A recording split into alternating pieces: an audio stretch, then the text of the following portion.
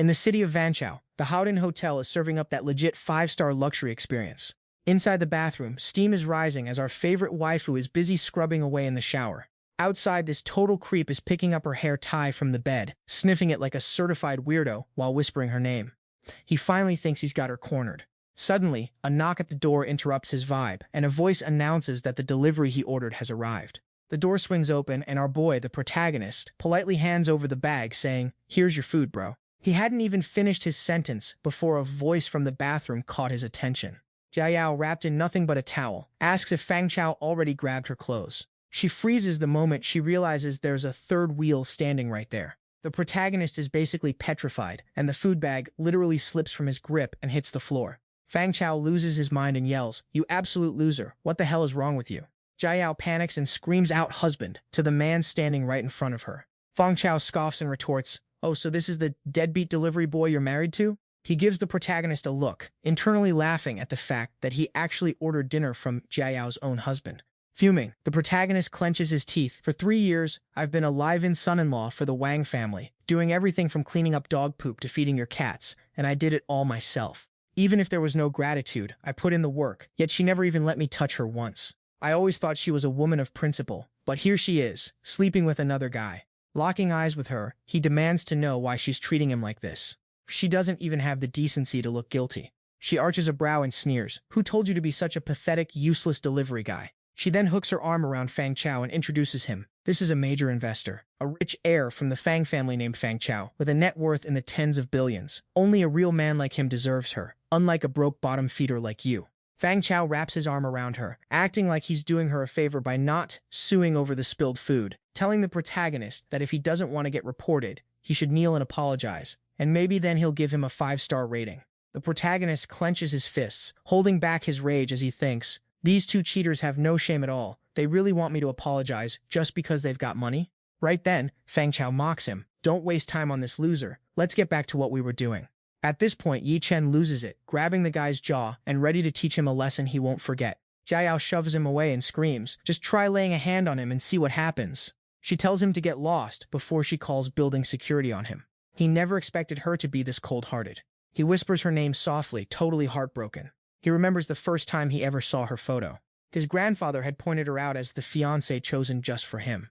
Back then, she was just an innocent school idol with a smile that could light up the world. He truly believed they would live happily ever after, but now he realizes that was just Ye Chen's pathetic fantasy. He speaks up one last time, wishing her happiness and hoping she doesn't regret today's choice later on. He turns to walk away, ignoring her shouting behind him. She screams that her biggest regret in life was marrying a useless loser like him. On his way back, his phone rings, and he answers out of habit. "Hello, this is Doan Doan Delivery. How can I help?" A deep, elderly voice responds on the other end. "Third young master, your 3-year trial of hiding your identity as the Wang family's son-in-law is officially over. Your next phase of training begins in the corporate world. The old master has already acquired the Huashen Group and has arranged for you to take over as chairman." He also asked how things were with Wang Jiayao and if she's worth bringing into the Ye family as a granddaughter-in-law. He shuts the idea down immediately. "Don't bother. She's not worth it." Back at the Tantan apartment in Vanchao, Jiayao walks in to see him packing his bags, and she stands at the door, questioning him. "Are you really planning to run away over such a small thing? Is it even worth it?" He fires back, asking if she really thinks her cheating was just some trivial matter. She shows zero remorse, arrogantly claiming, "It's exactly that, because the food, the drink, the clothes on your back, and even the roof over your head are all provided by me. So, no matter what I do, you're supposed to just suck it up." He clenched his fists so hard against the table, fighting the urge to absolutely lose his cool on her. Fuming, he snapped back. Hadn't he sacrificed enough over the last 3 years? Her parents had spent years clowning him in public, treating him like garbage, and even getting physical. Did he ever complain? Even when her relatives bullied him, our boy just took the L and stayed silent. He even respected her boundaries when she wouldn't let him touch her because he actually cared. But the simp era is officially over. With zero hesitation, he looked Wang Jiayao dead in the eye and dropped the bomb. "We're getting a divorce." Her eyes went wide. She couldn't believe this loser was talking back, claiming that if he weren't so useless, she wouldn't be in this position. Plus, she reminded him he'd lose their luxury mansion. "And say goodbye to the Audi while you're at it," she sneered. He just laughed it off. He didn't care about the materialistic trash. There was nothing left to hold on to anyway. He agreed to the divorce, mocking the fact that her grandfather was clearly senile to have married her off to a broke loser like him in the first place. Her family acts like royalty with their billion-dollar assets, but he was done pretending to be beneath her.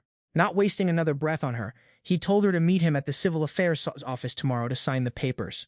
She blocked that, saying tomorrow was her grandma's 80th birthday and everyone had to be at the estate by 10 a.m. Plus, since their engagement was a family arrangement, she needed to clear it with the elders, so he grabbed his suitcase and told her to keep him posted. With that, he dipped. She chased after him, screaming, "You useless piece of trash, you're going to regret leaving me. Just wait, you'll be back on your knees begging for me in no time." The moment he stepped outside, the sky opened up in a torrential downpour. Right on cue, his phone rang. "Young master, the fleet is waiting for you at the intersection." A few steps later, he was met with a massive high-end motorcade waiting for him in absolute silence. A bodyguard rushed over with an umbrella to keep him dry, but he waved him off. Walking through the rain, he let the downpour wash away his frustration, clearing his head for what was coming next. A subordinate immediately stepped up and draped a long wool coat over his shoulders. Everyone piled into the cars. Suddenly, the whole villa district started buzzing. "Are those Rolls Royces?" People stared down from their balconies, whispering in shock. What the heck is going on in this neighborhood? Why are there so many Rolls Royces parked out there? Wang Jiayao was in the crowd, watching the spectacle. She couldn't figure out which high-tier VIP was visiting the area. People know about the big names like Rothschild or Morgan, but they have no clue about the mysterious Yi family, a secret empire worth hundreds of billions that keeps it low-key.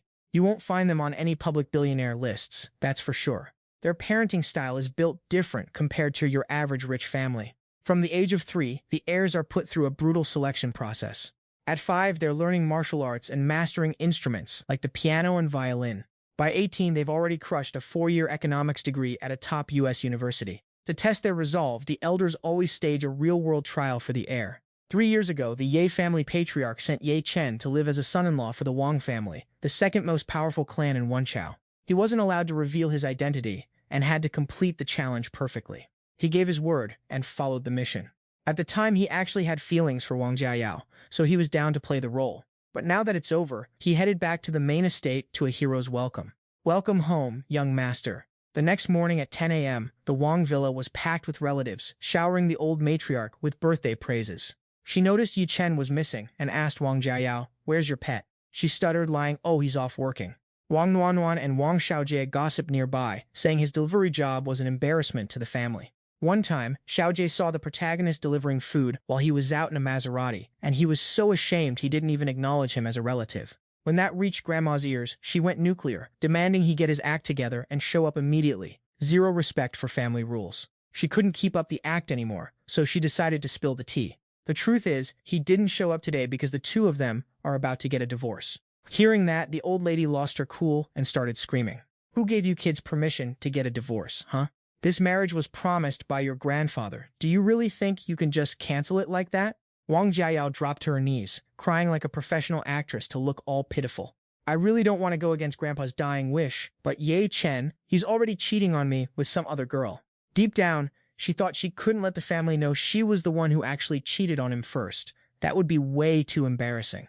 Since he's dead set on leaving, she might as well slap him with a cheating label first. Grandma went nuclear, calling him a heartless, ungrateful animal. "We gave you a fancy house to live in and luxury cars to drive, all provided by the Wangs, and you dare to two-time my granddaughter." Her cousin jumped into the conversation right on cue. Wang Jiayao can't even blame Ye Chen. They've been married 3 years, and she hasn't let him lay a finger on her, staying pure the whole time. No wonder the guy went looking elsewhere. He's just being realistic. Grandma snapped at her granddaughter. Even if he did that, he had no right to cheat. "Call him back here right now. I'm going to use the family law on him." Wang Jiayao, panicking, gave him a call, and he picked up with a tone colder than ice. "What do you want?" She rushed to say, "Grandma wants to see you," only to get a no in response. He hung up, leaving her shaking with rage and sweating bullets. That loser actually dared to hang up on her. Looking at Grandma, she lied and said he refused to come. Grandma Wang was even more furious. A live-in son-in-law dares to have such a temper? Pointing at Wang Xiaojie, she ordered him to drag Ye Chen here, which he happily agreed to. He usually loved bullying Yi Chen anyway, so this was the perfect excuse to stretch his limbs. Once Wang Xiaojie left, the old lady said sternly, "Since everyone is here, I have an announcement to make. The Huasheng Group got a new mysterious successor last night. Nobody knows who they are or where they came from. The problem is, our Wang family's Dingcheng real estate has always partnered with them, and we have a project that needs 70 million right now with no investor. So the priority right now is to build a solid relationship with this new boss to secure the Wang family's future. Meanwhile, at the Ye household, a subordinate asked his master, confused, "Young master, what are you doing?" Ye Chen was wearing his usual delivery uniform, leaving his men baffled as to why he'd dress like that. He explained that everything needs a beginning and an end. Today is the final day of his delivery contract, so he's got to finish it out. Truth is, he didn't think it was time to reveal his identity yet. Keeping the enemy in the light while he stayed in the shadows was way easier. Meanwhile, cruising in his supercar, Wang Xiaojie called Ye Chen to ask where he was so they could talk. Ye Chen didn't refuse, just mentioned he was dropping off a delivery near the Luyuan apartments. His face darkened, and a dangerous glint flashed in his eyes. "I'll be right there," Wang Xiaojie replied. "Just wait for me." A moment later, as Ye Chen was riding his scooter, a luxury car swerved to crowd him off the road. Wang Xiaojie rolled down the window and demanded, "Get in! Grandma wants a word with you." Ye Chen replied coldly, "Even if Grandma wants to beg for you guys, the result is the same. I'm getting that divorce." Wang Xiaojie burst out laughing in disbelief. "Are you hallucinating? Grandma begging you? She's planning to punish you with the family law, you moron." Ye Chen looked genuinely surprised. "Punish me with family law?" On what grounds? He snapped back, still playing dumb. "Wang Jiayao is a member of the Wang family. You've got some girl on the side and betrayed her, yet you're here acting all innocent." Ye Chen took off his helmet to double-check. "Is that what Wang Jiayao told you guys?" His words made Ye Chen laugh out of pure anger. Wang Xiaojie still didn't get why he was laughing. A sharp, lethal look appeared in Ye Chen's eyes. He silently cursed the manipulative snake for playing the victim. "There's a limit to how much you can push a man, lady." The look on his face was so intense that even a rich heir like him felt a sudden chill. His aura was truly terrifying, like a king looking down on an ant from his throne. He told himself it must have just been his eyes playing tricks on him. There's no way a broke loser like him could ever emanate such a dominant vibe. He started screaming at our boy, demanding he drive to the hotel entrance to kneel and beg for mercy before the birthday banquet started. Then, his grandma would take care of the divorce proceedings. Our boy coldly shut him down, flatly refusing to go. Triggered, the guy jumped out of the car, shouting, "Are you looking for a death wish, punk?" He lunged at our boy to throw a punch, but our boy was way faster, delivering a clean kick to his grill that sent several of his precious teeth flying. Seething with rage, he clutched his face with one hand and pulled out a shiv with the other. He barked, "I'm the young master here, and I'm here to enforce the family rules, so I'm going to end you right now." But he was totally outclassed. With just a few basic moves, our boy had him trembling on the ground, crying for his grandma like a total simp. Standing over him with an aura of pure Chad energy, our boy told him to relay a message to the Wang family. He's no longer their lapdog to be summoned or dismissed at will. Unless he decides he wants to go, nobody is ever going to boss him around again. With that, he turned his back and walked away while the guy sat on the ground, shaking with pure rage and shouting threats.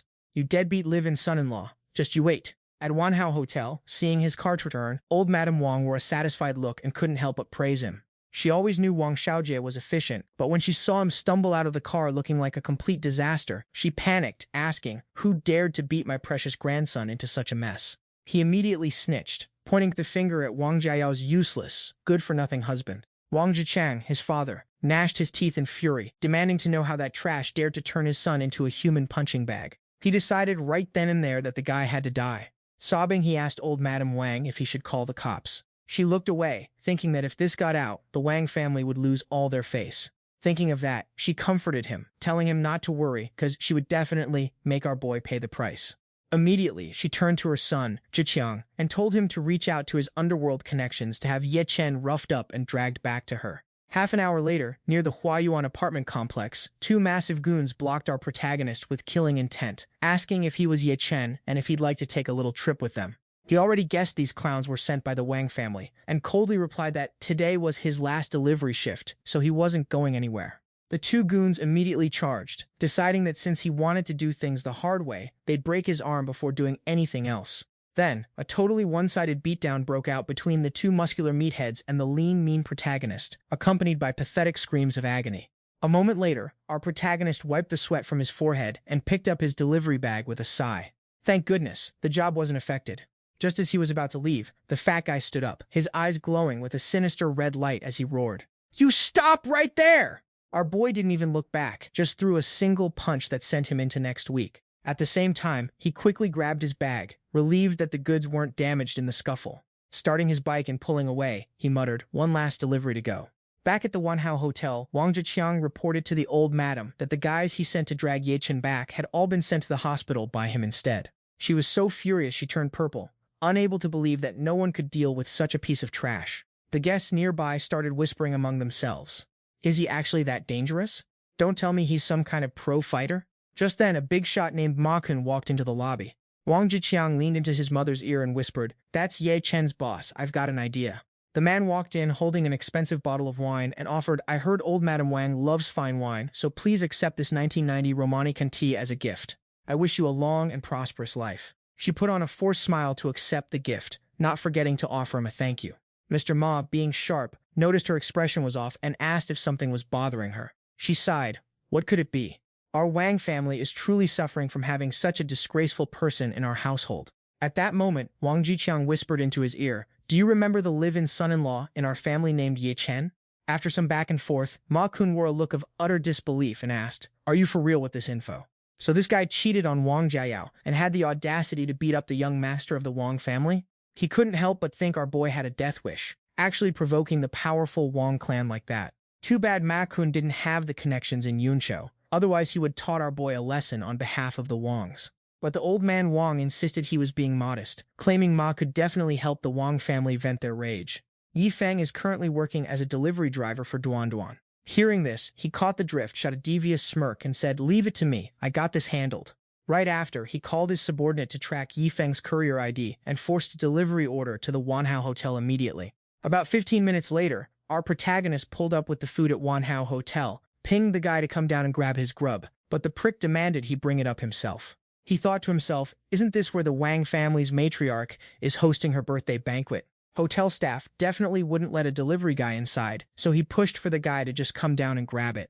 Old Madam Wang overheard everything and gave him the signal, so he played along and told the boy to just stand there and wait. A moment later, the whole Wang family, led by Ma Kun, strolled down. Seeing the whole squad assembled, he realized this was a total setup. The moment he arrived, Ma demanded he strip off his uniform and ID card immediately. Yi Feng stayed ice cold and asked, "What's the meaning of this?" Wang Xiaojie, afraid he didn't know who he was dealing with, gestured to Ma and said, "This is Boss Ma Kun, your literal big boss superior," and pulled out his phone to call Director Tai to confirm it. Not long after, he received a notification from HR. He had offended Director Ma and was officially fired. His eyes darkened. He wanted to end his delivery career quietly, but this scumbag ruined his plans. The guy had no clue who he'd just messed with, barking at him to strip, but Yi Feng didn't care about the uniform anymore and started pulling the jacket off. The Wang family started mocking him, treating him like a stray dog cast out on the street. "Weren't you acting all high and mighty just a second ago, beating up my son?" Throwing his jacket on the floor, he kept his cool and asked Ma, "The food delivery contracts for your agencies are due for renewal today, right?" Ma felt a chill but stubbornly asked back, "What could that possibly have to do with you?" He was secretly wondering how the hell this loser knew about that. Yi Feng told him straight up, "Don't bother sending anyone to the capital to renew the contract. You aren't getting any more orders here." Wang Zhiqiang shrieked in protest. "Who the hell do you think you are to say I won't get them? My relationship with the previous director is top tier. You know that?" The Wang matriarch also chimed in, ordering him to kneel while she sat on a chair brought over by a waiter. She started the sentencing, accusing him of cheating on her granddaughter and then beating up her grandson. She insisted on punishing him with the family law in front of everyone. He curled his lip in defiance and asked why on earth he should kneel. He thought to himself, "Die in a fire, you old hag," while she acted all high and mighty, bringing up that when he married into the family 3 years ago, he swore if he ever betrayed them, he'd accept the family punishment. Was that promise still valid? Yi Feng patted his chest and shouted, "When Yi Feng gives his word, it's set in stone." Waiting for that exact moment, she told her son to go fetch the dragon staff of the Wang family. Instantly, a shiny staff with a dragon head was brought out for everyone to see. Seeing it, the crowd started whispering in terror. That thing could leave you crippled for days, and a clean hit to the face would basically pulverize your skull. The Wang matriarch ordered him to take 20 lashes. Wang Jiyuan, Wang Jiayao's father, snatched the staff from Zhiqiang, claiming it was his fault for not disciplining his son-in-law properly. "Let me be the one to carry out the punishment this time." Wang Jiayao stepped up, grabbed the whip, and insisted on doing it herself. "After all, he is still my husband." Hua Feng gave a cold laugh and exposed Wang Jiayao for her cheating. "It's one thing to frame me, but now you want to do the dirty work yourself. I really did end up with a wife of the century, didn't I?" At this point, she'd already claimed the staff, deciding that since he was her man, only she was allowed to beat him. Deep down, she figured that at the end of the day, he still belonged to her. If she let anyone else touch him, it would basically be a slap to her own face. Wang Xiaojie snatched the staff, barking like a mad dog and calling our MC a total loser. Since he dared to lay a hand on him, he was going to smash the MC's face in his payback. But before he could even blink, Ye Chen caught his wrist mid-swing. A single slap from our boy sent him spitting blood on the spot. The crowd watching this scene couldn't help but gasp in shock. Nobody expected the Wang family's live-in son-in-law to actually have the guts to smack the golden grandson like that. Grandmother Wang was so purple with rage, she started pointing fingers and interrogating him. You still have the audacity to act all reckless here? Do you have any idea how many police chiefs and high-ranking officials are in this room who could throw you in jail right now? Ye Chen looked them all in the eye and shouted, "Everyone here saw Wang Xiaojie pull a weapon on me first. I'm just acting in self-defense." The hall erupted into chaos, mostly agreeing with him, until one man stepped up and challenged him. "You said you'd accept the family punishment, but now that it's time to pay the price, you're backing out? A real man keeps his word. Don't you think being this spineless is pathetic?" Ye Chen shot back, "I only accept punishment if I've actually done something wrong." Wang Xiaojie ran back to Grandma, sobbing like a baby. She glared at Ye Chen and laid into him. "You cheated on Wang Jiayao, and now you beat my grandson to a pulp, and you still have the nerve to say you're innocent?" Our boy snapped and declared in front of everyone that he'd been loyal to her for 3 whole years, without a single fake bone in his body. The one who's actually cheating is your precious granddaughter. Last night she was in a hotel room in Donghua with Fang Chao. Go ahead, check the hotel logs if you don't believe me. The room immediately filled with whispers and gossip. Wait, is Fang Chao the second young master of the Fang family? I heard rumors the Wang family wanted to marry into the Fangs. Guess it's true. They're a perfect match, but shouldn't Wang Jiayao get a divorce first? Cheating like this is honestly pretty trashy, don't you think? So much for the purest goddess in Yunqiu. Looks like that was all just PR. Wang Jiayao panicked, frantically explaining, "Grandma, everyone, don't listen to his lies. I only met young Master Fang to discuss business. Everyone knows the Dingcheng real estate project is looking for investors. I was just trying to secure funding." Hua Chen scoffed, "Since when does a business meeting require a hotel room and bathrobes? Do you think everyone here is a complete idiot?" The room got even louder when Fang Chao himself walked into the hall. Seeing all eyes on him, he looked confused. "What's going on, everyone?" Jiayao ran to him, complaining that her useless husband was framing them for an affair. She begged him to clear the air and tell everyone they were just talking business. Internally, Fang Chao cursed Ye Chen for being a deadbeat who dared to air their dirty laundry in public. He doubled down, claiming he only met Jiayao yesterday to hand over some documents. He glanced at Ye Chen with a smug, mocking look. "Do you have any proof, photos, or video to back up these baseless claims?" He was acting so confident because he assumed Ye Chen hadn't recorded anything at the hotel. As for the hallway CCTV, he'd already wiped those files clean. He was dying to see what kind of trash-tier evidence this loser could pull out. With that, he declared that Ye Chen was only slandering him for a petty reason.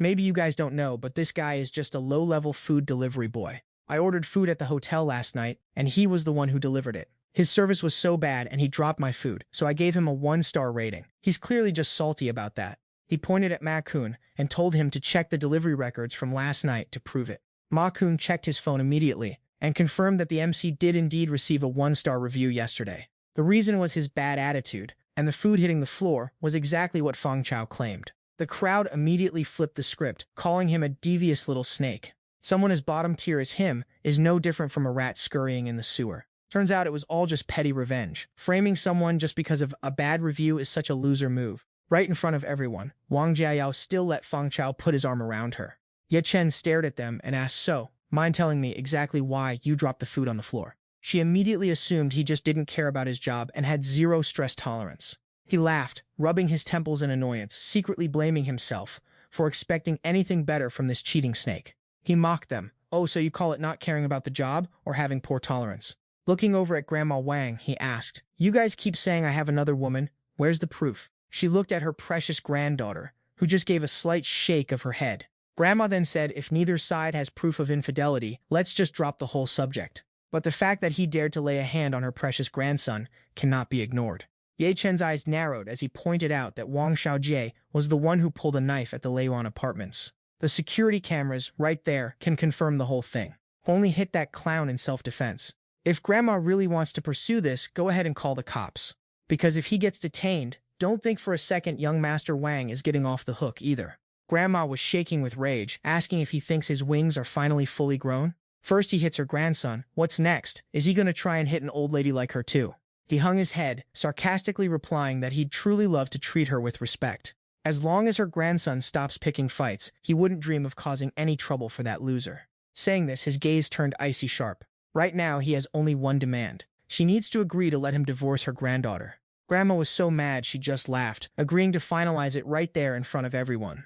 For 3 years, their family took him in as a live-in son-in-law based on the old master's dying wish. She knew Wang Jiayao wasn't happy, but she never allowed the divorce, even when her parents begged. With the crowd whispering, she continued, "Everyone knows her granddaughter is the purest beauty in Yunqiu. Between the two men, everyone here knows who deserves her, so she won't say any more." Today, Ye Chen beat her grandson and slandered her granddaughter and young Master Fang, so she's officially done respecting the old master's will. In front of the whole crowd, she declared he's no longer part of the Wang family and is officially kicked out starting today. As soon as she finished, Wang Zhiqiang ordered the waiters to bring out celebratory champagne for the guests.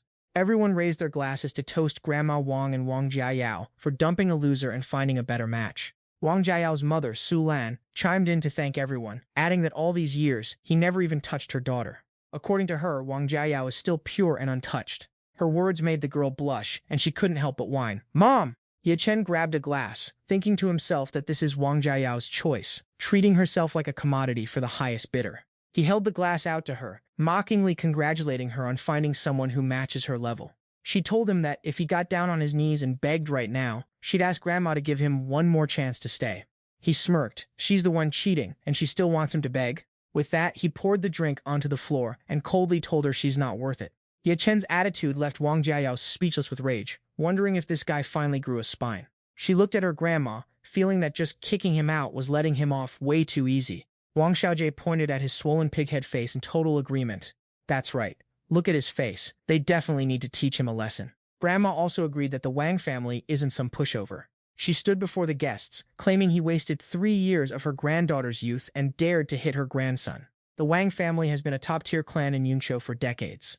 If they let this slide, it's only a matter of time before nobody respects the Wang name anymore. So, since all these big shots are already here, they might as well make an example of him. She expects everyone to help her ruin his life and cut off all his options. The crowd started whispering and buzzing with gossip. The Wang family wants to ruin him. Do they really think they can stop him from even surviving in this city?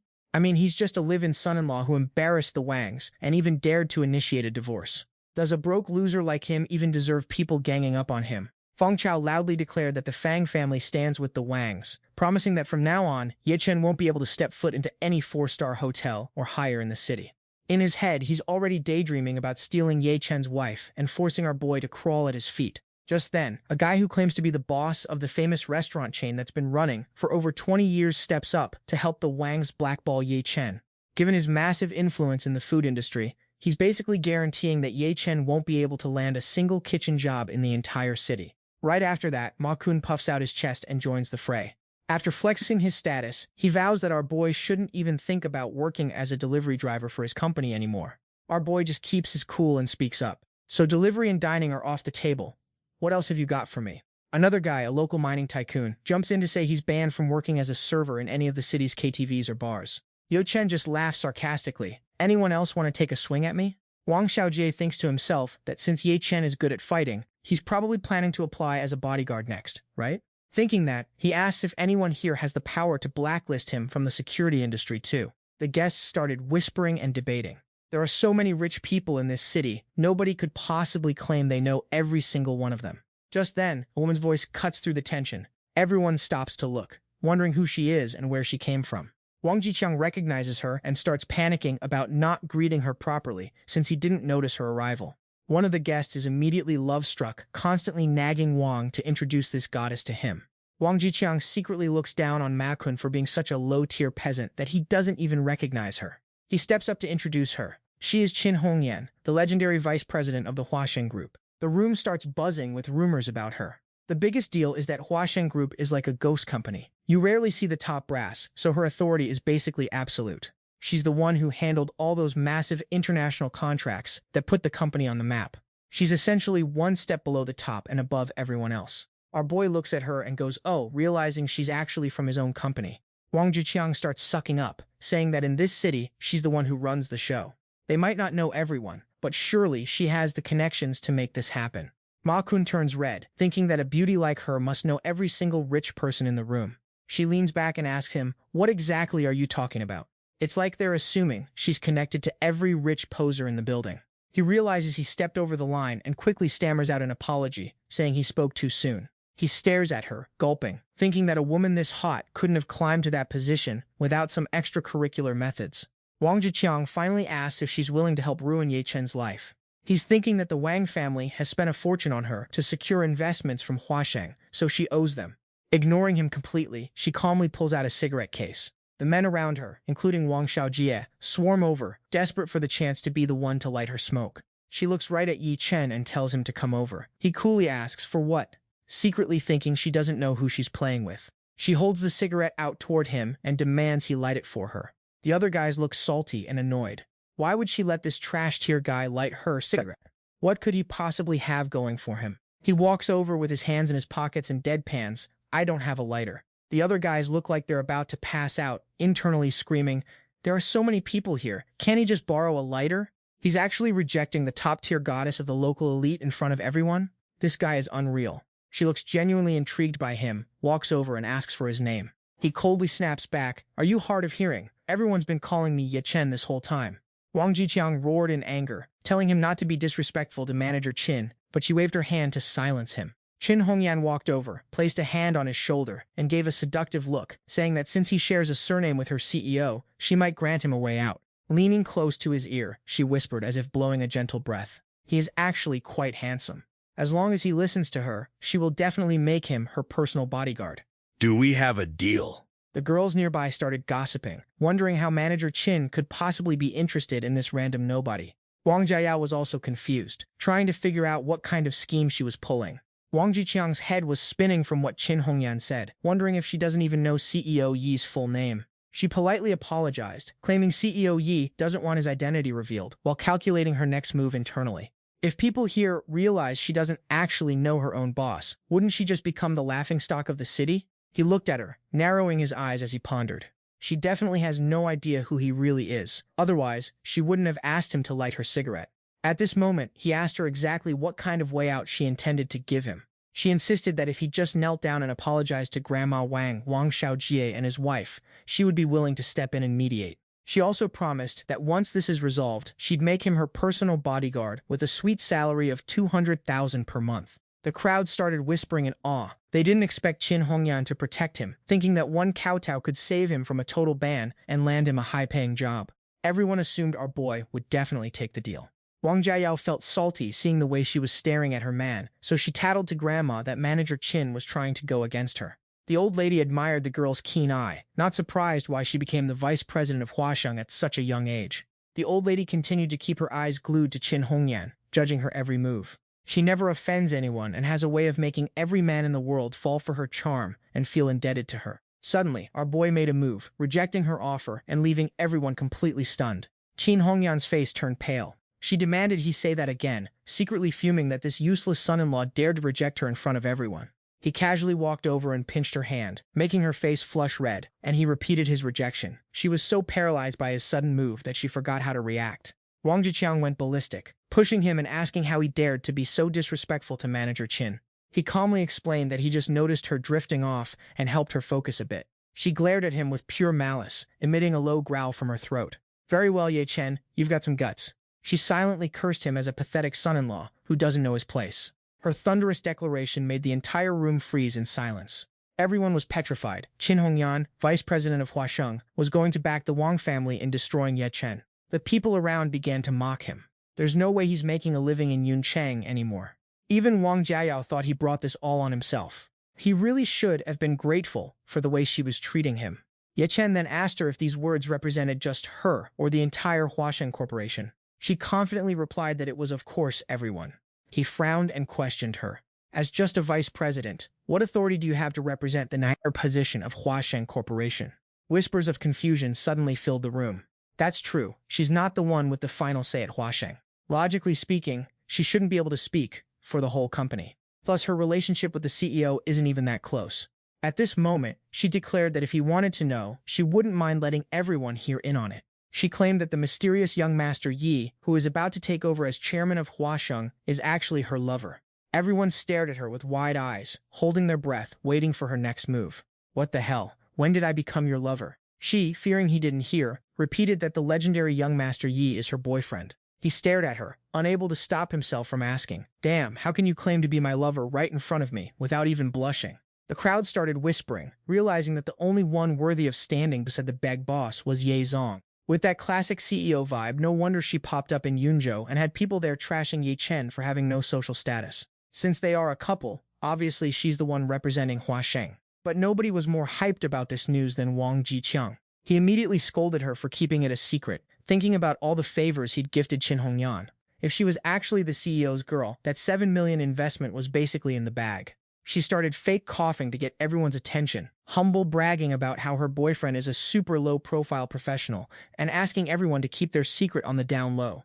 Ye Chen tried hard not to laugh. He couldn't believe she was bullshitting so hard that she had to make up excuses just to avoid getting caught by his higher-ups. But she caught the smirk in his eyes and immediately snapped, "What are you laughing at?"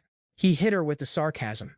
"I heard CEO Yi isn't just loaded, he's a total genius. Someone like Miss Chin might be pretty, but she's definitely not the type to catch the eye of a high-tier CEO." She kept spinning her web of lies. "CEO Yi fell in love with me at first sight. To confess his feelings, he rented out a whole island in Southeast Asia for a private romantic setup just for me." Ye Chen frowned. He didn't realize she was this delusional, and he really didn't feel like wasting brain cells arguing with her.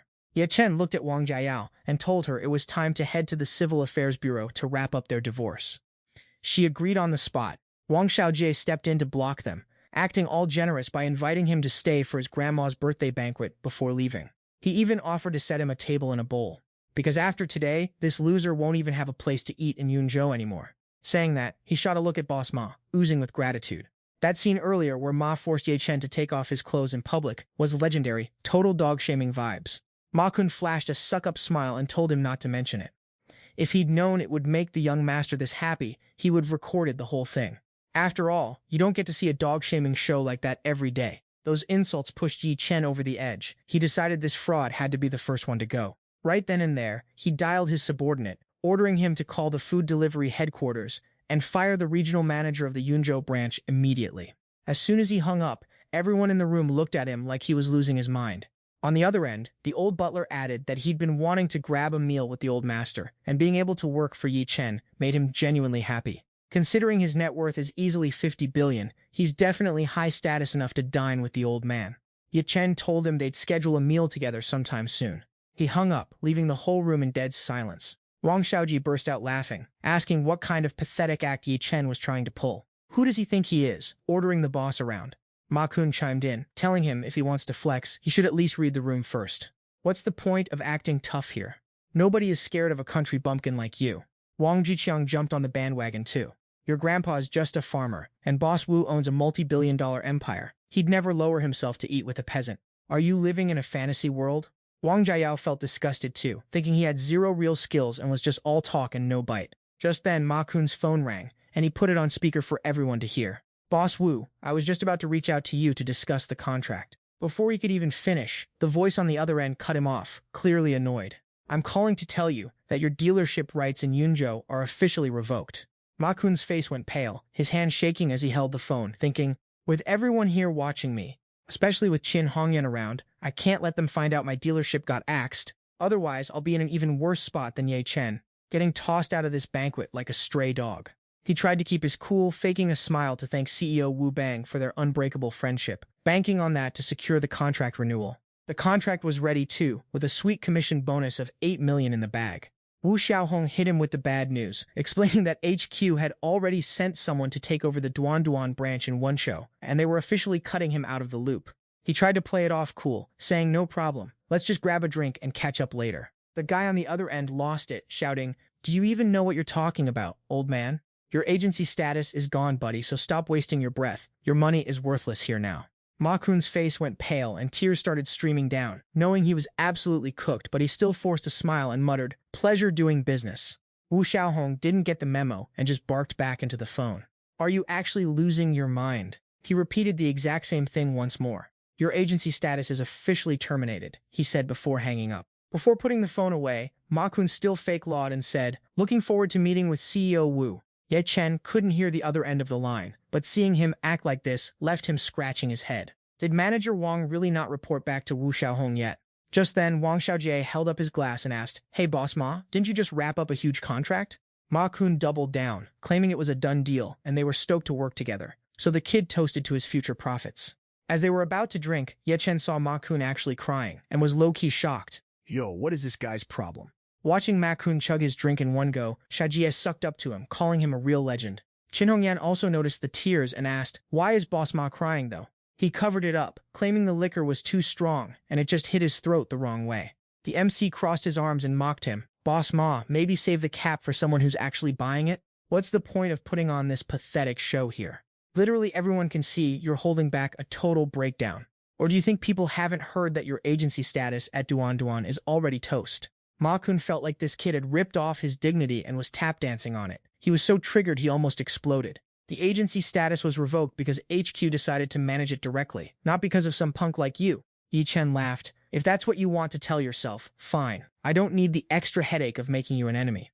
His face fell instantly. He warned Yi Chen not to get too full of himself. "You're just a bottom-tier delivery boy. Who do you think you are?" By now, the guests were starting to whisper, could Ma Kun's firing actually be tied to Ye Chen?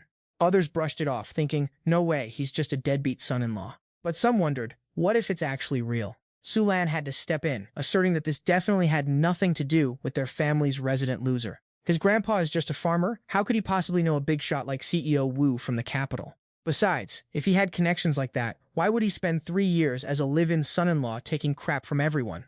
The crowd agreed. Young masters from rich families are usually pampered, so they'd never last 3 years swallowing their pride like that. Old Madame Wang signaled her son, who immediately understood the assignment and ordered security to toss Ma Kun out, along with his gift. The MC watched this go down and realized even the elite Wang family was so transactional. No wonder Wang Jiao betrayed his love for money. An announcement was made for guests to grab some appetizers while the main banquet was being prepped in the grand hall. Wang Jiao slid past him and whispered so only he could hear. "Just eat. We'll talk about the divorce later. Don't ruin Grandma's birthday party." He figured he'd listen to her one last time. Waiting until after the party to hit the registrar's office wouldn't kill him. He sat at a random table and went to scoop some food, but his spoon bumped into some woman's spoon. She started screeching. "Ugh, my spoon touched the dirt-tier loser spoon. It's ruined!" He looked at the soup in front of him, which was clearly papaya soup for enhancing assets. He smirked and muttered, "Someone like you probably doesn't need to eat that, right?" She stood up abruptly to grill him. "What is that supposed to mean?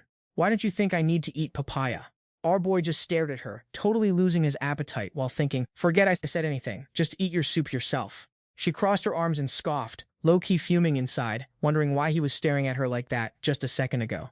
That green tea snake leaned in to whisper to Grandma, telling her to kick Yi Chen out, saying he's a freeloader who showed up empty-handed. Grandma insisted that a deal is a deal, so she'd let him finish his meal before the divorce. But the snake persisted, arguing that it's Grandma's 80th birthday, so they couldn't just let him freeload without a gift, right? While they were whispering, Ye Chen thought to himself that if it weren't for Grandma Wang refusing to let them divorce for the past 3 years, his live-in son-in-law quest would have been impossible. Since today's his last day in the Wang family, he figured he should at least drop a humble gift for Grandma's 80th birthday. With that in mind, he called his butler and told him to send a birthday gift to the Wanhao Hotel. Wang Jiao overheard and mocked him, asking if he suddenly grew a conscience, but even if he brought literal trash, the Wang family wouldn't accept it. In her mind, there's no way a broke bottom feeder like him could afford anything valuable. She told him to just call them and cancel the delivery. If he really wanted to give a gift, she'd have someone prepare one for him instead. Wei Chen just kept on eating like a king, completely ignoring her, which made her rage quit and demand an answer. "Are you even listening to me?" About 10 minutes later, the courier arrived, but the manager blocked him at the door. He announced that the Wang family was hosting a private banquet, so outsiders weren't allowed. The courier explained he was just there to drop off a birthday gift, so they finally let him in. He walked into the main hall and shouted, "Hey, who's holding the birthday banquet here?" Wang Xiaojie stood up and claimed it was for his grandmother. "Who let a broke delivery guy in here?" The courier explained he ran into a guy driving a Rolls-Royce on Guanghe Road, who wanted to come but got stuck in traffic, so he paid $500 to have the gift delivered first. Hearing Rolls-Royce, Wang Xiaojie assumed some big shot was sending a gift to his grandma. He demanded the courier hand the package over to him first. He opened it, dying to see what kind of treasure was inside. As soon as the box opened, a blinding light hit everyone's eyes. He gasped, realizing it was an ice species jadeite, perfectly transparent and clearly a top-tier masterpiece. This bracelet is easily worth tens of millions. The guests started buzzing, wondering how a random delivery guy could be carrying something this expensive. Just who is this mystery rich guy? While everyone gossiped, our boy Ye Chen just kept devouring his food, not even trying to flex. The whole banquet hall was in total chaos. This jadeite bracelet is easily the most expensive thing Grandma Wang has received all day. Everyone was wondering who the generous mystery benefactor was. Grandma told them she definitely needed to introduce herself to such a big shot later. She put the bracelet on her wrist, still looking completely confused. She honestly had no clue who could have sent such a gift. Wang Nuanwan thought about it, assuming all the prestigious families connected to the Wangs were already present, and no one was missing. So who actually sent this stunning bracelet? Suddenly, she wondered if maybe it was one of her secret admirers. That seemed likely, given that she has a figure that screams main character energy. Any man who sees her is definitely going to be losing sleep at night. She's only 20, and plenty of rich young masters have been eyeing her for a while. Wang Jiqiang confidently claimed it must have been one of Nuanwan's secret admirers. I mean, she has hundreds of followers online, so it had to be one of those rich fanboys. Qin Hongyan whispered congratulations to Boss Wang, praising his future son-in-law for being so generous with a $10 million gift. He humbly replied that she was being way too kind. Wei Chen thought to himself, these clowns would rather believe some random simp is in love with Wang Nuanwan than admit he was the one who sent it. He stood up, annoyed, and asked Wang Jiao if she was finally done eating. She hit him with that cold silence, but so what? Our boy kept it real, telling her she'd already finished her meal and he'd already delivered the gift. Now it's time to hit up the civil affairs office and finalize this divorce. She looked confused, literally wondering when he'd actually given her a gift. He pointed at the bracelet on Grandma's wrist and doubled down that he was the one who gifted it. Wang Jiqiang immediately lost his mind, calling our boy shameless. A bracelet worth millions? He couldn't afford that in 100 lifetimes, yet he had the audacity to claim it was his gift. Wang Nuanwan and Wang Xiaoji both chimed in, asking if Wang Jiayao could stop letting her loser husband embarrass them further. They were convinced this was clearly a gift from her actual suitor. The four of you can't even afford a decent gift, so you just steal the credit for someone else's? You are literally dragging the Wang family name through the mud. Jiayao whispered to him, loud enough for just the two of them. Leave, now. We're going to the office, because I don't want to be the wife of a deadbeat like you for even one more second. Before dipping, he turned to Grandma Wang and said, look, we've been family for 3 years, for better or worse. I gave you this bracelet to wish you a happy birthday and good health. Sulan shrieked, that's enough. Stop with the delusional act and the lying. She was fuming internally, cursing that useless son-in-law for bringing more shame to their household. Wang Jiayao urged him to hurry up and get moving. Wang Xiaojie barked an order. After the divorce, get on a train and get the hell out of Yunzhou. He didn't want to see his face for even a single second longer. Our boy clapped back ice cold that where he stays is his own business. You have zero right to tell me what to do. Outside the hotel, Wang Jiao hopped into a car with Fang Chao. He sneered, saying a broke loser like our boy didn't deserve a BMW and should stick to a public bike. With that, he looked at his watch and said he'd be waiting at the civil affairs office. Ye Chen quickly hailed a taxi and told the driver to head straight to the office. Inside, the divorce proceedings went smoother than butter. Before they knew it, 2 divorce agreements were slapped on the table. Ye Chen grabbed the paper, feeling a rush of adrenaline. Finally, he was free. After 3 years of hell, he finally didn't have to be a live-in husband anymore. He thought to himself that he needed to lock in and grind on his career. He was gonna make it big. Right then, Wang Jiayao sneered from behind him. Sure, you aren't a live-in son-in-law anymore, but a discarded one is even more pathetic. Ye Chen gave them a cold side-eye. He couldn't be bothered to argue. Say whatever you want. He was done. He didn't want any ties to these people ever again. He hopped in a taxi and left, leaving Wang Jiayao absolutely triggered. Ye Chen, you useless piece of trash. Back in her car, she told Fang Chao to chase after Ye Chen. She wanted to see if he was actually leaving Yunzhou for good. He was down for it, predicting the guy would definitely be hopping on a train out of town. He's been blacklisted across every industry in Yunzhou. Broke and alone, he'll be starving on the streets in no time. She frowned, thinking his logic held up, but the calm look on Ye Chen's face made her feel like something was off. After tailing him for a while, Fang Chao realized they weren't even heading toward the train station. She asked if they were heading to the airport then. He confirmed it wasn't the airport. It was the direction of the residential district. She wondered, was he really not planning on leaving Yunzhou? Fang Chao guessed he was probably just finding a cheap hotel to crash at. Don't worry, with my connections, he won't even be able to book a decent 4-star room. 15 minutes later at the Four Seasons Westlake Hotel, he sees him get out of the car and guesses, is this broke loser here to apply for a busboy job? Wang Jiayao recalls how her grandma banned him from the service industry at the birthday banquet, so if he's here applying for a job, he's clearly disrespecting the Wang family. He makes a call and tells her to wait, acting like he doesn't trust the host's actual skills.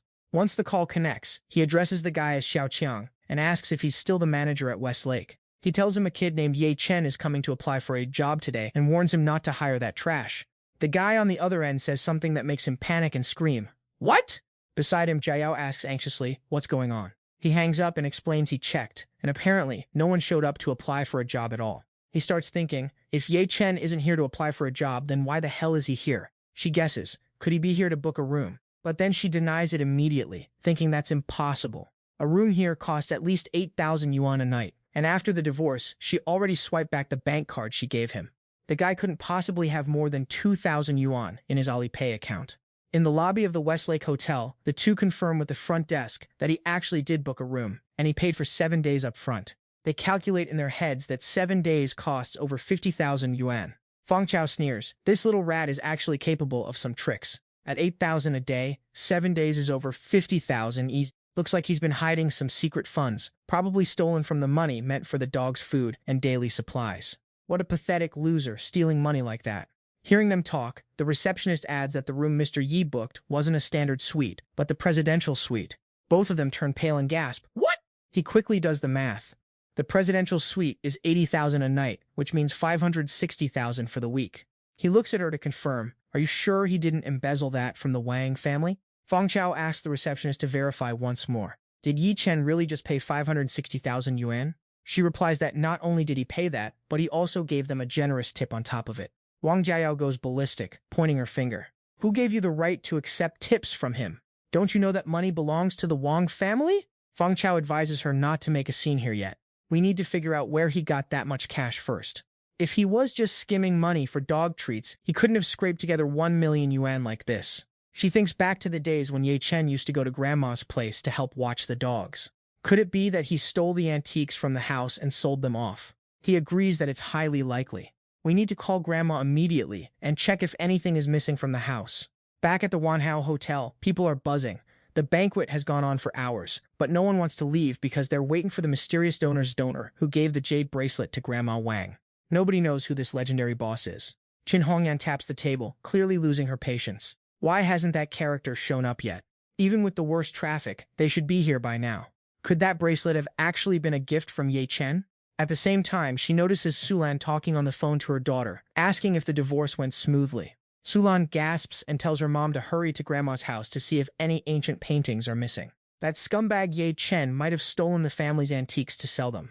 She screams into the phone. That useless leech dared to steal Grandma's ancient paintings. Hearing this, Qin Hongyan lets out a sigh of relief, annoyed that she even considered him a big shot for a second. She stands up and tells the Wang family she has business to attend to and needs to leave. As they walk her to her car, Wang Jiqiang reminds her about the investment deal, and she confidently replies, "Don't worry, it's not a problem." The others start to clear out too, all thinking the same thing. The mystery donor isn't showing up today. Now only the family members are left, and Grandma demands to know what Jiao meant by saying he stole things right after the divorce.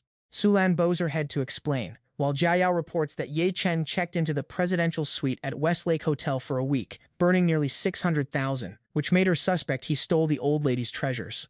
The old lady screams his name in pure rage, thinking to herself that since the VVIPs who gifted the jade bracelet hasn't even arrived yet, she can't let a pathetic, live-in son-in-law like him ruin the vibe. She orders Jiqiang, Suxin, and Nuan to stay put, while Xiaojie, Jiyuan, Sulan, and the rest head back home to check if anything is missing. Once they arrive at the Shishan Villa, Xiaojie tells everyone to spread out and start the sweep. 2 guys get assigned to check the antique paintings, while he handles the room himself. After 20 minutes of snooping, he mumbles that nothing seems to be missing. An uncle pops his head out to report that his section is fine too, and he thinks that since the antique room is untouched, it proves the house wasn't robbed of anything valuable. In other words, Ye Chen didn't steal anything, but he claims he hasn't finished checking his side, telling the uncle to double-check just to be safe. The uncle agrees to do a thorough sweep. Now he's left all alone in the antique room. He eyes the watch the grandfather wore when he was alive. A rare piece, one of only 48 in the world, worth over 5 million. He flashes a sinister grin and lies, claiming Ye Chen definitely stole this watch. He immediately puts on a panicked face and runs out to report the theft. Since the room is missing a watch, Sulan immediately concludes that's exactly how he could afford such a luxury hotel room. Wang Jiqiang quickly calls his mother to report that the Richard Mille watch the old man wore while alive has vanished. She demands that they drag Ye Chen back here immediately, insisting they break his hands for what he did. He looks at Xiao Jie and repeats her order, telling them to go fetch him. He clutches his face and whines, complaining about how much his previous injuries hurt. He genuinely doesn't want to get beaten up again.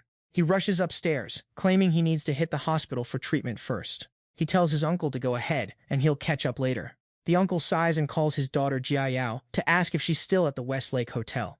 Once she confirms, he breaks the news about the missing Richard Mille watch.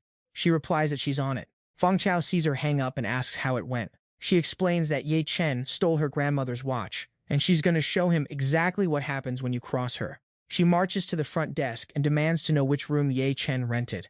He stands behind her and asks, "What are you planning to do?" She confidently declares she's obviously going up there to drag him back.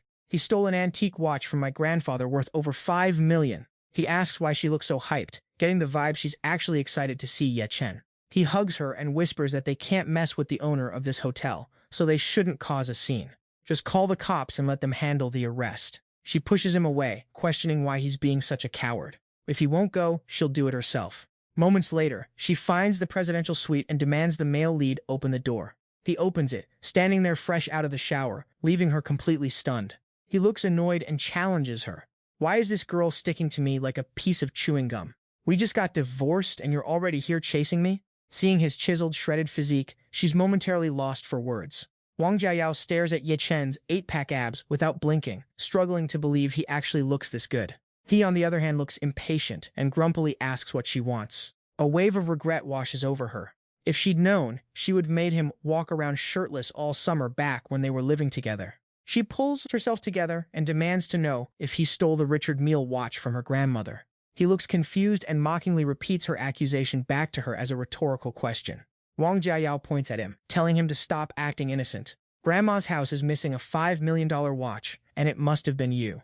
Otherwise, how would you have the cash to rent a presidential suite like this? A level of luxury even I've never experienced." Crossing her arms with a look of pure disgust, she didn't even try to hide her annoyance. Ye Chen muttered to himself, "The Wang family really thinks the world revolves around them, always dumping their trash on his plate. First, they tried to frame him for a cheating scandal, and now that their own stuff is missing, they come barking at his door again." With zero chill, he hit her with a cold "Ms. Wang, I don't own a single thing from your house, and I have absolutely no clue what kind of watch you're yapping about. So if you're done, please see yourself out." She froze, her eyes wide with total shock. Ms. Wang? He had never ever called her by her last name before. She flashed back to when he used to be her personal doormat, obsessing over her every whim and calling her dear wife or my goddess just to get a smile. Her eyes welled up and she choked out, "Why are you in such a hurry to kick me out? Is it because you've already got another woman waiting for you?" Seeing her dramatic breakdown, Ye Chen just felt confused. Is this girl actually tripping? He kept it real. "So what if I do have another woman? We're divorced. If you don't leave right now, I'm calling security." Wang Jiayao couldn't believe he was acting this cold, so she whipped out her phone, thinking she was actually giving him a chance to apologize and crawl back. She figured she'd just tell Grandma the whole thing was settled, but since he was being such a pain, she'd let the cops handle it, whispering, "Don't blame me. Stealing something worth 5 million means at least 15 years in the slammer.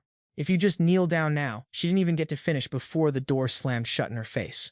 Yeah, he really couldn't care less about her anymore. Even through the door, her voice kept echoing, demanding he open up. Ye Chen grumbled to himself. She really thought he'd still simp for her, just because she's pretty. How was he ever so pathetic that he let himself get walked all over like that? Wang Jiayao barked out a threat. "I've already called the cops. Just wait for your jail cell." Meanwhile, back at a massive mansion, someone couldn't keep their mouth shut. What? Jiayao actually called the police. Grandma Wang turned pale and demanded to know. Who told that girl to call the cops? Wang family business stays in the family. How could she let outsiders get involved? Sulan stepped up. "It's definitely that loser Ye Chen. He wouldn't cooperate, so Jiayao had no other choice. Besides, Ye Chen isn't part of the Wang family anymore, so family rules don't apply to him." Letting out a sigh, Grandma figured it was whatever. Looks like he's destined for prison food anyway. What really ticked her off was that a loser of a son-in-law like him was a massive stain on the Wang family name. 10 minutes later, the police arrived and gave Wang Jiayao a stern look. "Are you the one who reported Ye Chen for stealing a $5 million watch?" Standing next to Fang Chao, she doubled down. "That's right. He used to be my live-in husband. We just divorced, and then I found out he swiped the watch to sell it, and now he's out here blowing the money on a presidential suite and hiring escorts. Officer, you need to lock him up right now." The officer looked over at the front desk and told them to ring the room and get the guy down here. She immediately confirmed, "Yes, Mr. Yi." At that exact moment, our protagonist was snoring away in a premium bed when his phone started buzzing. Seeing that the call wasn't connecting, Wang Jiao muttered, "He's definitely feeling guilty. That's why he won't answer." The two officers headed for the elevator, and before they stepped in, they signaled for her to follow. "Let's head up and see what's going on." She bit her lip and followed them up. Hearing the pounding on his door, Ye Chen jolted awake and flung his eyes open. He stood there cold as ice, listening to the cop confirm his name and introduce himself as Captain Li from the local precinct. "We just received a report from a Ms. Wang, claiming you stole a watch worth over 5 million. Care to explain what's going on?" He stood his ground, claiming he hadn't taken a single thing from the Wang family. The officer spoke politely, asking him to please excuse the intrusion. He questioned how a mere live-in son-in-law, a total loser who left the divorce with nothing, could afford this. This presidential suite cost 80,000 yuan a night, and bro booked it for a whole week. "If you didn't steal the watch, then where did you get all this cash?" Ye Chen turned his head away and made a suggestion. After making them wait a moment, he walked over to the cabinet and handed a document to the police. He explained that this was the transfer agreement for the controlling shares of the Huasheng Group. It clearly states he is now the largest shareholder and the newly appointed CEO. Immediately after, he produced a rare gold-tier business card, confirming it belonged to him. Officer Li scrutinized the card. It was a black card with gold lettering, made of Swiss metal with diamonds embedded, a card worth over 10,000 yuan alone. The officer's partner whispered, asking if it might be a fake. Officer Li Chu ignored him, and asked Ye Chen if his records could be checked on the Tianzhuyan database. Tianzhuyan is a high-tech platform tracking 200 million individuals, used for verifying corporate backgrounds and executive credentials. With a stone-cold expression, he replied that Tianzhuyan was built by Dr. Zhang Chao, his brother's college bestie. Since he hadn't officially stepped into the role yet, he wanted to stay low-key, so he had his buddy hide his profile. Since Officer Li trusted the system so much, he told him to have his friend open it up for a second. Right away, he pulled out his phone and made a call. As soon as the guy picked up, he asked politely, "Dr. Zhang, how have you been lately?" He explained that the police needed a background check, so he asked him to unmask his private data for 10 minutes. 1 minute after hanging up, he looked at Officer Li and said, "You can check my profile on Tianzhuyan now." The officer quickly pulled up the search, and Ye Chen's personal info and portrait instantly popped up on the screen. Still skeptical, he asked if Ye Chen had hired a hacker to fake the results. Ye Chen held up his phone, screen glowing, and said he really didn't want to flex his wealth like this. If they still didn't believe him, they could check his account balance as proof. When they saw the 10 billion yuan balance, their faces went pale with total shock. Deep down, Ye Chen felt lucky he'd signed a prenup before getting hitched. Wang Jiayao was so caught up in the divorce, she never even checked his bank statements. He chimed in, saying that besides this, he had plenty of other cards with even higher limits. He added that even if you sold the entire Wang estate, it wouldn't even be half of his bank balance. At this point, he raised a brow and hit them with a cold question. "With all that said, do you really think I'd care about a measly 5 million yuan watch?" Officer Li wondered if Ye Chen was actually the secret heir of some massive clan, so why on earth did he spend 3 years as a live-in son-in-law? He played it off, saying it was a family test, and asked them to keep his secret, especially from the Wang family, as he was done dealing with their drama. The two officers were baffled, thinking the logic of the rich is just built different. Officer Li promised that anything related to him would stay strictly confidential.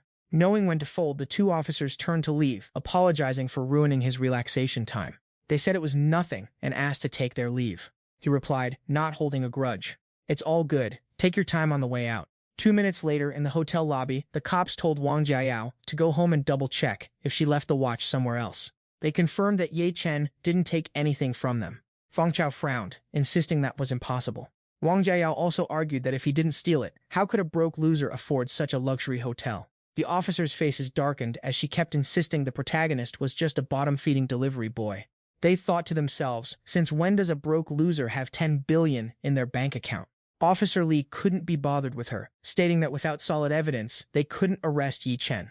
If they were so sure he stole it, they needed to provide security footage or a sales receipt proving he had the watch.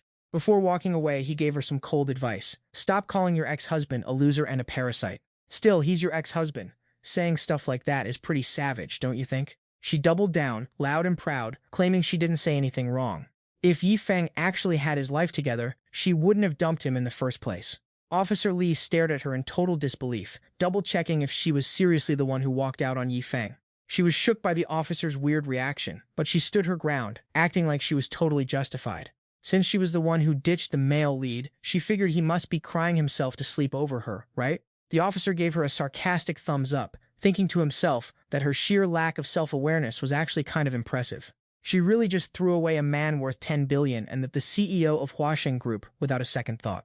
Little does she know, she's the one who should be regretting every life choice she's ever made. Before the police left, Wang Jiayao got nosy, asking if there were any other girls in Ye Chen's room. Officer Li looked annoyed but answered anyway. Ye Chen was alone in his room and there wasn't a single soul in there with him. She twirled a lock of her hair, smirking to herself, thinking he definitely still has a thing for her. Fang Chao was confused too, wondering what went down with Ye Chen since the cops were being so suspiciously polite to him. Just then, Wang Jiayao's phone rang. It was Wang Xiaojie calling to check the tea. Did you report Ye Chen to the cops already? Did they drag his sorry butt down to the station yet? She told him. Nope. The cops said without solid proof, they couldn't just arrest him. He pressed her, what kind of proof do they even need? She explained that the cops needed a video of him taking the goods or some paperwork proving the sale of that watch. His face went pale. He knew that proof didn't exist because he was the one holding the watch. But he figured he could just fake some evidence to make it look like Ye Chen sold it. He decided to take the lead and handle this hit job himself. He swore he'd track down exactly who Ye Chen sold that watch to. Don't worry, he's gonna make sure Ye Chen rots in a cell. She wanted to add something else, but the line went dead before she could get a word in. She started getting cold feet. If she actually sends Ye Chen to prison, how is she supposed to deal with the fallout? She couldn't help but reminisce about the old days when he'd style her hair and call her sweet names. Is my princess happy with these curls? Just then, Fang Chao sidled up and started getting handsy with Wang Jiayao. How about we spend the night together here at West Lake? She immediately slapped him, snapping that he couldn't even handle a loser like Ye Chen. You think you're good enough to get in bed with me? He rubbed his stinging cheek as she stormed off, plotting his revenge. Ye Chen ruined his night, so once he finally catches him, he's going to make his life a living hell. The hotel manager crept up behind him, kissing up to him. That beauty earlier really had a smoking hot body, didn't she? Fang Chao snapped and grabbed him by the collar, giving him a direct order. The second Ye Chen leaves this hotel, you better let me know immediately. The guy scrambled to reply, yes sir, understood. At 6 a.m. the next day, Ye Chen stepped into the lobby looking like $1 billion in a custom-tailored suit, hair perfectly styled, leaving the front desk staff absolutely speechless. He radiated major CEO energy compared to when he first checked in. They were down bad, wondering what lucky girl would end up being his wife. The manager wasted no time, slipping away to report back to Fang Chao as promised. Ye Chen just checked out of the hotel. As Ye Chen hopped into a taxi, a car followed it close behind, with the driver reporting, Boss Fang, I'm tailing him toward the city center right now. 20 minutes later, the taxi pulled up right in front of Huasheng Group. Before stepping inside, Ye Chen thought to himself, Qin Hongyan cut me off yesterday. Let's see how she reacts when she sees me in this new identity today. Meanwhile, Fang Chao got the alert that Ye Chen was at Huasheng Group and was completely lost. Why would he go there? Is he actually trying to get revenge on Boss Qin for yesterday? He figured this was his golden ticket to finally get in good with Qin Hongyan. Qin Hongnan was still lounging in bed when her phone buzzed. She picked it up, acting all confused. Who is this? The guy introduced himself as Fang Chao, the same simp who tried to wine and dine her at Grandma Wang's birthday party last night. She's wondering why this dude is hitting her up at such an ungodly hour. He cuts the small talk and tells her Ye Chen is at her office, probably there to get revenge for her, and the Wang family clowning him yesterday. She keeps it cool, don't trip, the office security is locked down, there's no way he's getting in. He scoffs, insisting his spies saw Ye Chen breeze right through the restricted access, and he's probably lurking in some corner waiting to ambush her. Qin Hongnan's eyes go wide. Wait, how is that even possible? How would he have a company access card? Fang Chao spills the tea, saying Ye Chen stole a watch from the Wangs, sold it for 5 million, and is basically flashing cash to bribe his way into the office. He piles on the drama, acting like he's super worried about her well-being. A goddess like you, if you get a scratch on that pretty face, it would be a tragedy. Qin Hongnan rolls out of bed, keeping it polite. Thanks for the heads up, I'll send my team to sweep the office right now. Fang Chao plays the smooth operator, calling her sister Hongnan and promising to send backup.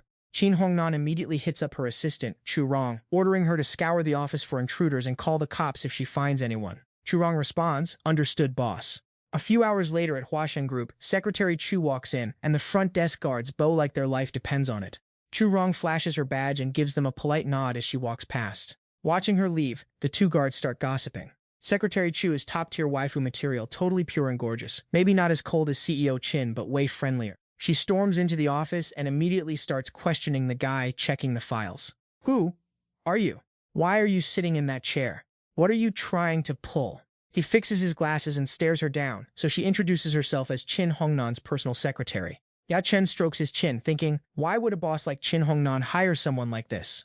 Isn't this the exact type of secretary every CEO dreams of having? He's wondering if she's batting for the other team when she slams her hand on the table, startling him. Chu Rong demands, why aren't you answering me? What are you doing here? He drops the bomb, I'm Ya Chen, the new CEO of Huasheng. Her face goes pale as she frantically apologizes, realizing she's a total clown for not recognizing the big boss with the key to his own office. I'm so sorry, it's just that CEO Qin said there was a suspicious person on the loose. Hearing that, Ye Chen realizes the Wang family is stalking him. Talk about an annoying ghost that won't go away. He decides not to roast her for being a puppet, telling her to get back to work. She bows and scuttles off. Before she leaves, he tells her to inform CEO Qin that he wants to see her. He wants to catch a glimpse of this legendary beauty everyone says is the finest in Yunzhou. Shortly after, Chu Rong ducks into the restroom to call her boss. As soon as she picks up, she asks if they found the intruder yet. Meanwhile, Qin Hongnan is driving to work when her assistant tells her there's no intruder, but the new CEO is here and wants an audience. She's shocked the new CEO is actually here. I'm on my way! She slams on the gas and drifts into traffic. 10 minutes later, Qin Hongnan arrives at Huasheng HQ, and Chu Rong is already waiting at the entrance. You're finally here. Following her inside, she reports that the new boss is waiting in his office and wants to meet immediately. Qin Hongnan notices the female staff are all showing up super early and asks, why is everyone here so early today? Chu Rong hears her mumbling and spills the beans. The receptionists say the new CEO is an elite tier hunk, so everyone's trying to get a look. Qin Hongnan smirks, wondering just how handsome this guy really is. Chu Rong hypes him up, saying he's a total god-tier visual, better than any idol, and only like 23 years old. She's genuinely surprised. Wait, he's actually that young? A 32-year-old female VP is already a rare sight. Is this new CEO really this young? Turning around, she told Chu Dong to keep the staff professional and not let Boss Yi catch them thirsting over his looks. She retorted that she wasn't even in his league, and only young, talented queens like her were fit to stand by his side. As they walked by, the other girls politely greeted Boss Qin. Chu Dong kept yapping behind her, saying Boss Ye called her the most beautiful woman in Yunzhou, and maybe he showed up early just to see her. She told her to cut the nonsense. She fixed her hair with a practiced touch, confident that she'd handled every man in Yunzhou without breaking a sweat. After all, he's just a 23-year-old kid. There were still words left unspoken in her mind. To these girls, the cold and domineering CEO is just a total simp at the end of the day. The girls behind her were hyped, thinking there was nothing Boss Qin couldn't handle. There was a big shot before who everyone else couldn't deal with. After 2 minutes of Qin Hongyan's brainwashing, he became obedient and started calling her boss. Any task she gives, he handles without a peep. Thinking about that, they felt they had so much to learn from her. To this day, countless men have already knelt at her feet. She touched up her lipstick, telling the girls she'd leave a crack in the door so they could watch the show. Let's see how she domesticates this little brat. Chu Dong led the way. She can't wait to see the moment the CEO bows down to put her shoes on for her. She's obsessed with that classic trope. The other girls were just as excited to watch. She strutted in, radiating main character energy. Everyone figured she'd have the new CEO begging at her feet in no time. And he'd be listening to her every word, obviously. If that happens, her status in the company will be untouchable. She arrived at the CEO's office and knocked, and a cold voice rang out from within. Come in. As she entered, Ye Chen had his back to her, so she confidently introduced herself as VP Qin Hongyan. She mentally judged him, thinking even his back profile was top tier, like some A-list star. But looking at him from this angle, he seemed familiar, so she spoke up. I heard you wanted to see me? Peeking through the door gap, the girls whispered, wondering if he'd be mesmerized by Qin Hongyan's face. Someone even guessed he might drop to his knees and call her queen, right then and there. But as soon as she saw his face clearly, she froze and stuttered his full name in pure shock. Her legs turned to jelly, and she collapsed onto the floor. The people outside turned pale, confused as to why she was acting so weird. Even Chu Dong was lost. Chu Dong covered her mouth to stop from screaming, wondering what was happening. As soon as Ye Chen turned around, the girls outside were literally jumping for joy. With Qin Hongyan broken on the floor, he walked up and stood over her, mocking her. Boss Qin, why are you bowing so low the moment you see me? I really can't accept such a huge gift. She didn't dare say it out loud, but she thought, if you can't accept it, why not help me up? Leaving me humiliated like this, you're so toxic. The Wang family is literally asking for death. If it weren't for them, she wouldn't have offended her own boss. She had no choice but to bow her head and apologize, praying he'd forgive her for what she said yesterday. He crouched down in front of her, pretending he just remembered, and brought up how she bragged about them being a couple yesterday. Suddenly, he grabbed her chin and pulled her into his arms before she could even react. As their skin touched, he realized she was as soft as she looked. No wonder men were losing their minds over her. He leaned into her ear and whispered, asking about the island he supposedly bought just to confess his love to her. "Remind me, which island did I actually buy for you?" She felt so embarrassed she wanted to crawl into a hole, mumbling apologies, and finally admitting she was wrong. Our boy just looked through the door frame, telling her to stand up before she says anything else. Yi Chen turned away, eyes cast down, reminding her to close the door tight so the staff wouldn't see and start spreading toxic rumors. After Qin Hongyan did as told, he spoke up, noting that just last night she tried to cut off his path to survival, and now that he's the CEO of Huasheng, how exactly does she plan to blacklist him now? Knowing her place, she hung her head, apologized again, and admitted her mistake was unforgivable, saying she'd accept whatever punishment he dished out. She just never expected someone as high status as him to be a live-in son-in-law for the Wang family. She didn't dare look up as she continued, saying if he wanted to hit or scold her, she'd take it, and if he wanted to fire her, she'd pack her bags and leave without a single complaint. Watching her sincere apology, he secretly noted that this girl wasn't just some NPC. She kept her cool under pressure and took responsibility without making excuses. Looking at her, he confirmed he had no intention of firing her. He rested his head on his hand and said, nonchalantly, "You were the only one who gave me a chance at life yesterday, so if I were actually just a normal guy, you'd be my savior." With teary eyes, Qin Hongyan thanked him and promised to dedicate herself to serving him completely from now on. Interlocking his fingers, he flashed a cold, calculated look and spoke with absolute conviction. He might spare her, but for those who tried to ruin him at the birthday banquet yesterday, he wouldn't let a single one of them off the hook. She then suggested he just call her by her name, Hongyan. He played along, stopped calling her assistant Qin, and demanded she compile a blacklist of everyone who tried to sabotage him yesterday. She didn't say a word, just nodded and got straight to work. She knew in her gut that the Wenchuan region was about to face a massive storm. Our boy Yi has officially started his revenge arc. Half an hour later, the dossier was already on his desk. At the top of the list was Fang Chao, complete with a detailed breakdown of his 3 main businesses. Seeing his face reminded Ye Chen of Wang Jiao's judgmental attitude. She mocked him as a useless loser compared to Fang Chao, just because the guy's net worth hit 10 billion. Yi Chen double-checked, asking if the Fang family was really worth nearly 10 billion in market cap. Qin Hongyan reported that 2 years ago maybe, they were a top-tier family in Wenchuan, but lately, they've been in a serious decline. Their listed assets are only around 3 billion now, which isn't really a great asset for the Wang family. Recently, the Wang family has a project needing 70 million in funding from our company, so they've been showering her with bribes. She said she'd return every bit of it and let them know not to dream about partnering with Huasheng anymore. She thought to herself, Wang Jiao is blind. Once she finds out Ye Chen's true identity, she's going to regret it so hard her soul will leave her body. Picking up the file to read further, he decided those were 2 separate issues. He wasn't the type to use professional matters for petty revenge, so he wouldn't exclude the Wangs from business just because of their personal beef. He asked to see the project plan, and while she offered to go get it, he said don't bother, he'd go with her. At the same time, down in the lobby, Fang Chao was on the phone, panicking and wondering if Qin Hongyan had caught that loser Ye Chen yet. Suddenly, a girl recognized him and chimed in. "Isn't that young Master Fang?" He looked back, confused about who she was. She walked up, grabbed his arm, and pouted, saying he was really breaking her heart.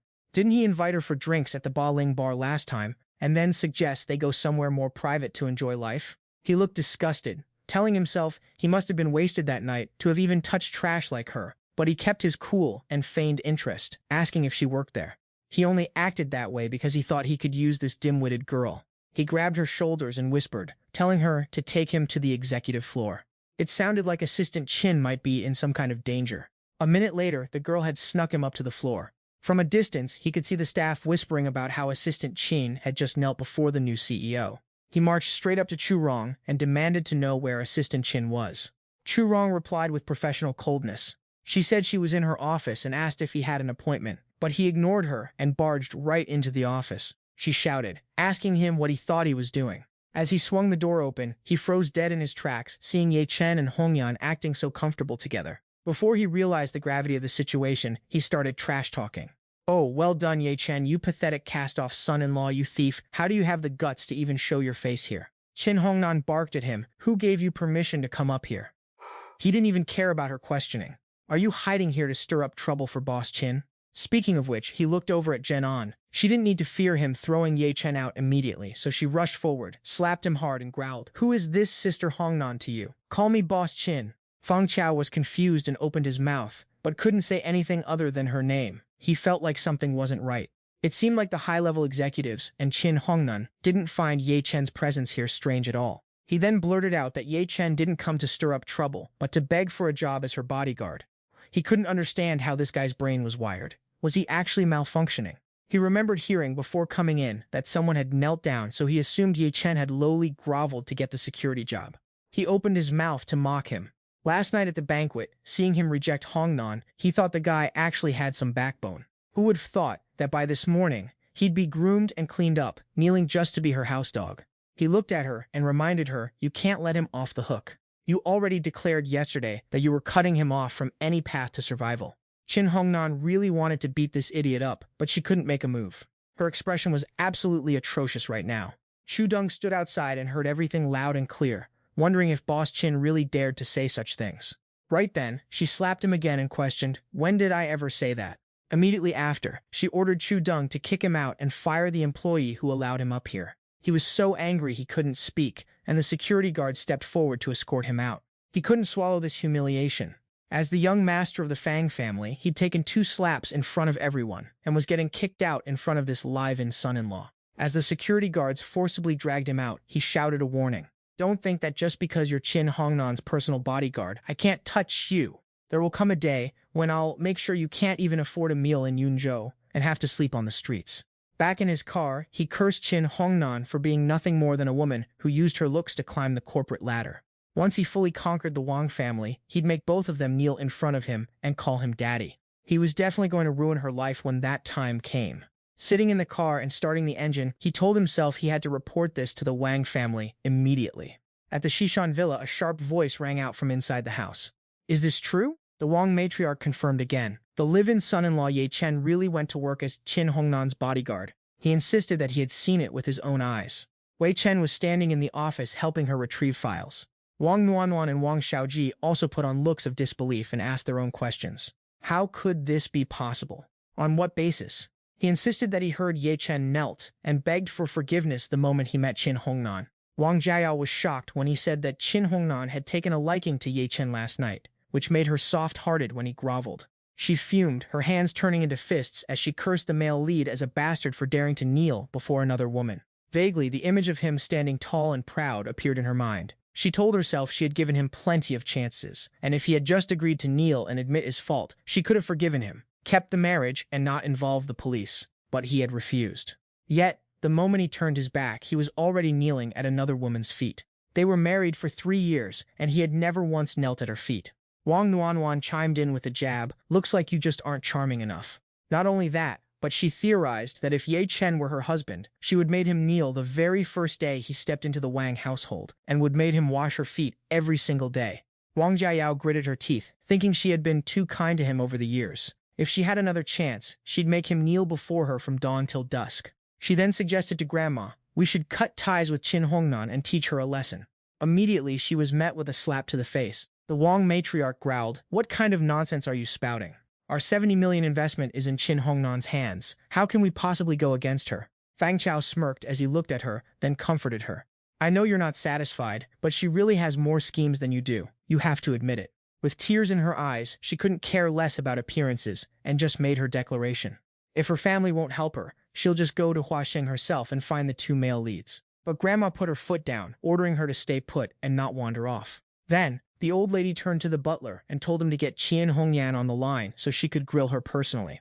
Once the call connected, Grandma didn't waste time with small talk and went straight for the jugular. Did that useless live-in son-in-law of mine go and become your bodyguard the other day? If I knew you had a thing for Ye Chen, I would have gifted him to you 6 months ago.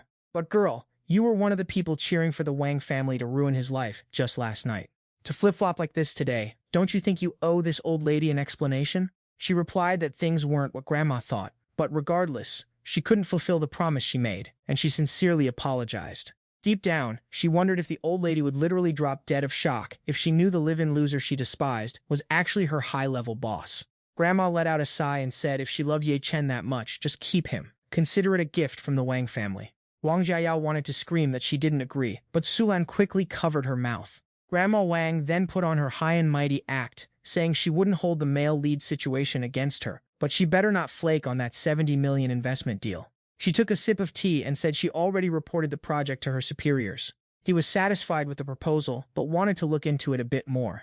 After reconsidering, the CEO of Huasheng checked the plan, loved it, and offered to let Wang Jicheng come over to personally pay Boss Yi a visit soon. She accepted, saying she would arrange the time and get back to them.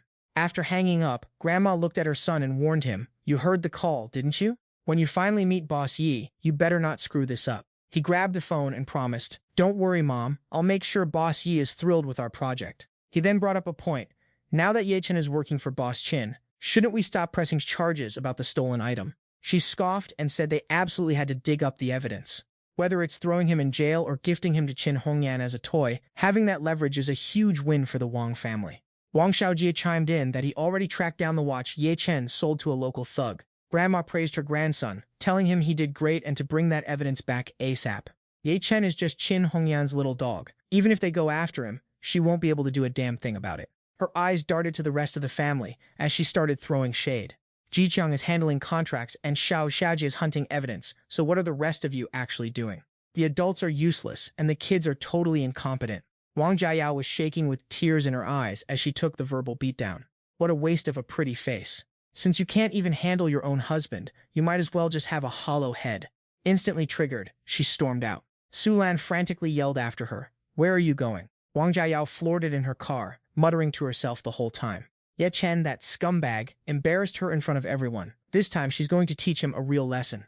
She drove straight to the basement of Huasheng Corporation, only to bump into Qin Hongyan walking in with Ye Chen.